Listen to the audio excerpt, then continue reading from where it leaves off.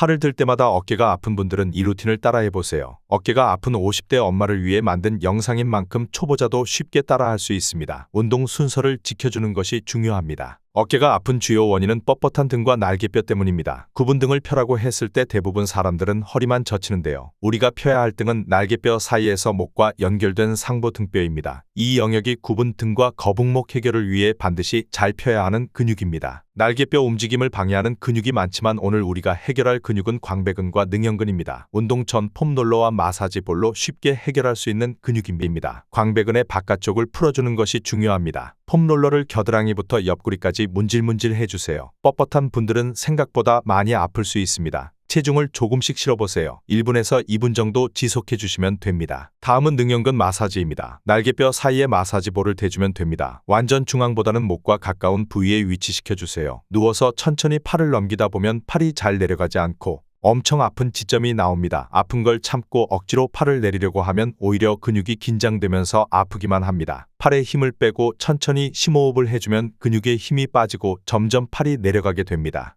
앞에 두 가지를 먼저 해줘야 다음 할 스트레칭이 좀 더 쉽습니다. 엎드린 자세로 팔꿈치를 바닥에 대주세요. 손은 뒷목을 가볍게 잡아주세요. 엉덩이를 천천히 뒤로 밀면서 등을 펴줄 것인데요. 이때 중요한 것은 앞서 말씀드린 등 상부, 날개뼈 사이에서 목과 연결된 등을 펴줘야 합니다. 길게 뱉는 호흡의 배가 아니라 가슴이 바닥에 닿는다 생각하면서 펴보세요. 이때 광배근이나 능형근이 뻣뻣하면 스트레칭 동작이 어렵기 때문에 먼저 진행해 준 것입니다. 1분씩 3세트 정도 해주세요. 다음 운동은 덤벨을 이용하는 것입니다. 덤벨이 없다면 물통을 들어줘도 괜찮습니다. 운동의 주요 포인트는 호흡인데요. 숨을 마시고 뱉을 때 흉곽이 부풀지 않게, 허리가 많이 뜨지 않게 유지하는 것입니다. 누워서 손바닥이 마주보는 방향으로 덤벨을 들어주세요. 45도까지는 숨을 마시고 45도에서 바닥까지 내려갈 때 숨을 뱉어주면 됩니다. 다시 숨을 마시면서 중간 지점까지 팔을 들어주고 처음 위치로 돌아오면서 숨을 뱉어주면 됩니다. 덤벨의 무게가 내 힘으로 들지 못하는 팔을 올려주는 효과도 있고